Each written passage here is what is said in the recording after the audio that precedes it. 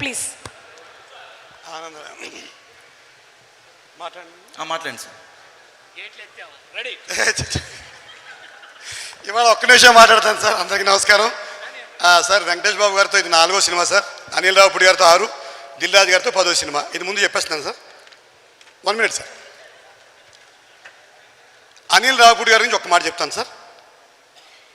Men making nation building అనేది స్వామి వివేకానంద చెప్పారు. అయితే సార్ ఒక్క నిమిషమే. మెన్ మేకింగ్ నేషన్ బిల్డింగ్ అంటే ఆరోగ్యకరమైన మనుషుల్ని తయారు చేస్తే సమాజం బాగుంటుందని ఆ పాత్ర అనిల్ తీసుకున్నాడు సార్. చక్కటి హాస్యరస చిత్రాలు తీసి సమాజంలో ఆరోగ్యాన్ని నింపి దేశానికి వెన్నెముకలో నిలబడే మనుషులను తయారు చేస్తున్నాడు. కాబట్టి అనిల్ కోసం ఒక్కసారి చప్పట్లు కొట్టాలి. తప్పదు సార్. Serious sir. ఈ సినిమా ఎందుకు చూడాలో ఒక్క నిమిషం చెప్పి మూసేస్తాను సార్. ఇంకెక్కువ మాట్లాడను. ఈ సినిమా ఎందుకు చూడాలి? అనిల్ రావుపూడి గారి సంక్రాంతి సినిమా కాబట్టి. ఈ సినిమా ఇంకెందుకు చూడాలి? దిల్ రాజు గారు తీస్తున్న కుటుంబ కథా చిత్రం కాబట్టి. ఇంకెందుకు చూడాలో చెప్పిన 3వ కారణం, విక్టరీ వెంకటేష్ గారు సంక్రాంతికి ఎప్పుడు వచ్చినా దుమ్ము లేపారు కాబట్టి. చెప్పకుండా ఇంకొక మాట సార్, నేను ఇంత మాట్లాడతాను వెంకటేష్ బాబు గారు అనుకోరు. ఎందుకంటే యాక్ట్ చేసినప్పుడు భయంగా దూరంగా నించునేవాడిని. నాకు ఏమైనా క్లోజప్లు వచ్చినా సార్ చూసేవారు ఎలా చేస్తాడు ఈ వైజాగ్ కలెక్టర్ అని.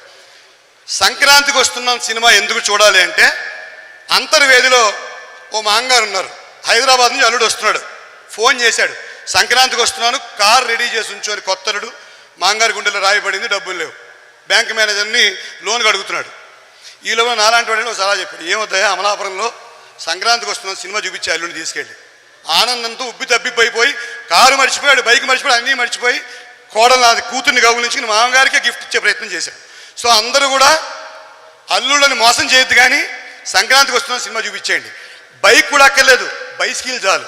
కానీ కూతురు అంటే ఇష్టం కాబట్టి తర్వాత ఎప్పుడో కొనిద్దాం. Thank you very much. ఏమండి టైంలో ముగించేశారంటో. Thank you very much. నేను ఎక్కువ మాట్లాడాను. అవునా? Thank you. సూపర్. అసలు ఇంకా అల్లుడు లేరు కదా? మీకు అల్లుడు లేరు. కార్లు, ఈ బైస్కిల్ ఇంకా రాలేదు.